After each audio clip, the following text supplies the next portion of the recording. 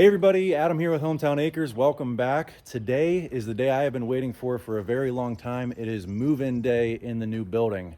If you caught the last couple videos, we put some 2B gravel inside the building and under the lean-to.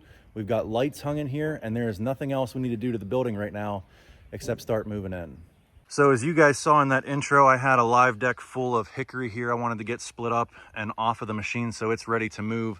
Now, if I was a patient man, I'd sit down here and get all the rest of these logs cut up, before I started moving equipment because I'm already all set up. But that is one thing I'm not good at, is being patient.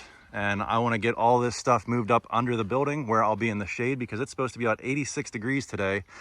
And I know on a day like today, out here in the sun, I would not be coming down here to make firewood, but in under the shade of the building, I might.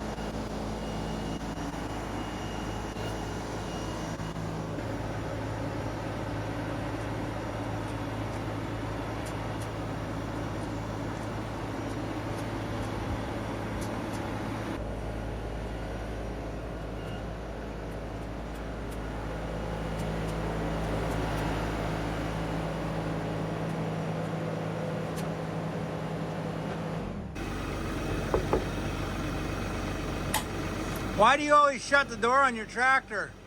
Because I got air conditioning and it's hot and humid out today. And because you have a door and you can. Yeah.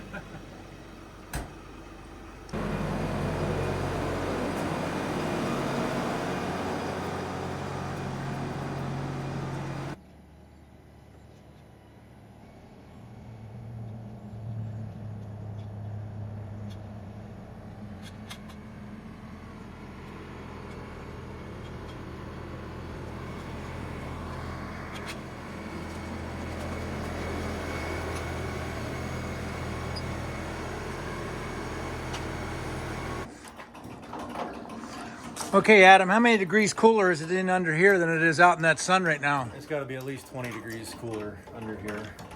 Most expensive shade you can buy. Put up a 54 by 72 pole building. Worth every penny though.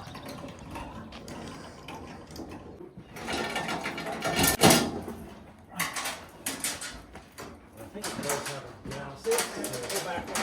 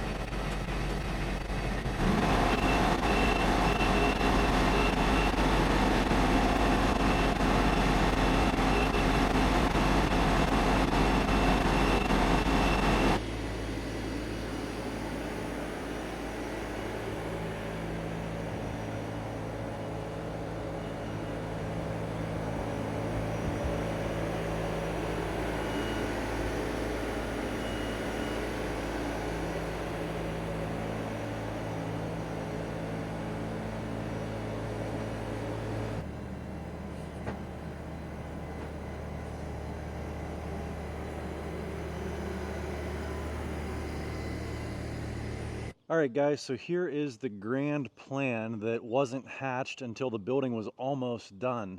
You can see we did change the orientation of the sawmill. I originally had it kind of facing the door and running along this way. Doug stopped over and recommended turning it this way. That way when I come in here to load logs, I am not encumbered by any posts or anything like that, getting the excavator in and out. I think that works well. Plus then it allows me access to pull in and out that way with the tractor. But, you know, originally, when we just had this building on paper, I was just going to use this entire section for sawmilling. And as the building started going up and I was starting to be able to visualize the space and see just how much room we had to work with, I said, there's got to be a way to get some of the firewood equipment in here. I was thinking maybe having the 37D just straight down along this overhang here. And Doug stopped over and we were talking about, you know, putting gravel down. And, you know, I was thinking maybe I might put some firewood equipment inside the building. And Doug was telling me to put gravel down. And I said, well, I don't want to put gravel down until I know exactly where the firewood equipment is going to go. Because we talked about in the last video, I think gravel underneath a wood yard is the dumbest thing in the world because it's just going to get covered in bark and wood chips and sawdust and all that. And there's no way to clean it out of gravel. That's a whole nother story. My opinion is if you're going to put anything in a wood yard, it's either just bare dirt like it is now or concrete or something that you can clean easily. Bare dirt, I can just come in here with a box blade on the tractor and drag it out. Concrete, you could take a broom or a leaf blower and blow everything out, but you can't clean that stuff out of gravel. Now, speaking of concrete, we did have a bunch of people in the last video comment and ask why we're not putting concrete in here, and the simple answer is cost. For a 54 by 72 building, now granted I want to go 5 or 6 inches thick because I do have the excavator. If you go in here 4 inches, it might be a little bit thin for a 13,000 pound machine and it could cause the concrete to crack. But the quote that I got was about 23 grand for concrete. And that's just simply not in the budget right now. I mean, obviously that's a pipe dream someday to put concrete in here. But for right now, we've just got gravel inside the building and underneath the lean-to over there, and then just bare dirt under here underneath the wood yard. So as you can see here with the layout we've got, so I'll be able to come in here with the excavator, load the sawmill. I will hand offload the boards and I will stack and sticker them right there. And then I'll be able to pull in with the tractor, grab them, pull them out, and then go stack them somewhere. We have both of the conveyors coming off of the Easton-made 37D and the Yappa firewood processor to the same area. So I'll have either IBC totes or the dump trailer parked in there and able to have all of the finished firewood coming out of the same area. On this side, you know, right here will be where I'll be bucking up firewood that's too big to go through the Yappa. So I've got plenty of room to have the excavator in here lifting up logs. Maybe I'll build a log bucking table, kind of like what Doug did. But yeah, all of the sawing or chainsawing will be going on here. I can load the live deck from over on this side. And then you can see everything's just going to shoot right in through the firewood processor out to the same area as the 37D. Now, one of the biggest complaints I have with the Yappa 365 Pro is that sometimes it can be underpowered in the splitting department. It only has a 7-ton splitter on it. And if you've got nice straight grained wood going through there, you know, 6-way, 8-way wedge is no problem. But if you get a weird knot or if you've got some really stringy elm or something like that, it can get a little frustrating and get jammed up. So I have the Easton-made axis here parked right next to it because that's a 17-ton splitter and it just has a single knife. So anything that I get trouble with the splitter on the Yappa 365, I'm just going to take out and set it right on the Easton-made axis. So I think we're going to have a pretty nice workflow in here. And honestly, I'm not going to say this is the perfect building for everybody, but how we laid this out with the porch area and the lean-to and the storage, this really has turned into the perfect building for me for a wood yard. For the equipment that we have, everything that I'm going to be running that has an internal combustion engine on it is outdoors. I don't have any of that inside the building. Everything that's going to go inside the building is going to be things that are just going to be parking in there and I'll be pulling out to use, like the excavator or the tractor or the side-by-sides, things like that. And I won't have to worry about carbon monoxide poisoning with running the sawmill or any of these pieces of equipment for hours on end and allowing fumes to build up inside the building. So even though we have all of this laid out where I think it's going to be permanently set up, I think I'm really going to like this. I do have a couple of questions for you guys. Obviously, we moved everything down there as that was going to be the new Woodyard, and then we managed to get everything in here underneath the building, out of the weather, out of the sun. So now I have all of that open flat ground down there. What do I do with that? Do I move all of my firewood and have that be the drying yard down there, or I'm not quite sure. Got a nice big open spot, so we've got options down there. The other couple things I wanted to ask you guys about was tractor attachments and excavator attachments. I was thinking about maybe putting them underneath the porch here, but I think I'd run out of room pretty quickly, and I'd probably end up having to double stack them, and then inevitably the one that's closest to the wall, I'll have to move something out of the way to get back to that. I've seen people build attachment racks that you could stack things up on.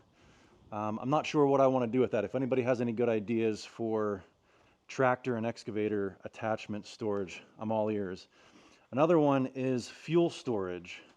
I've got my 100-gallon Beaver tank here, and I just kind of have it parked there right now in out of the sun, but I'm wondering if that's the best place for it, because if I am going to be pulling in and out of here with bunks of lumber, I'm going to have to lift everything up and over that if I'm milling 12-foot lumber.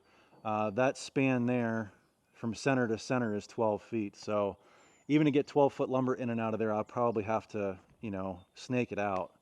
But I do have other places that fuel caddy could go, either under the lean-to or somewhere on a corner in here. But yeah, that's the building, and that was the layout that we had in mind. Anyways, guys, I think that's going to about wrap this one up. In the next video, I want to do a test on all the equipment in here and see how well this layout works with raw material, finished good, waste. How does this layout support managing all of that? Is it easy to get material in? Is it easy to get material out? And most importantly, is it easy to take care of the scrap that comes off of the sawmill and all the firewood equipment? I hope you guys enjoyed this one. If you did, give me a big thumbs up, click that subscribe button, and I hope to see you on the next one. Thanks for watching.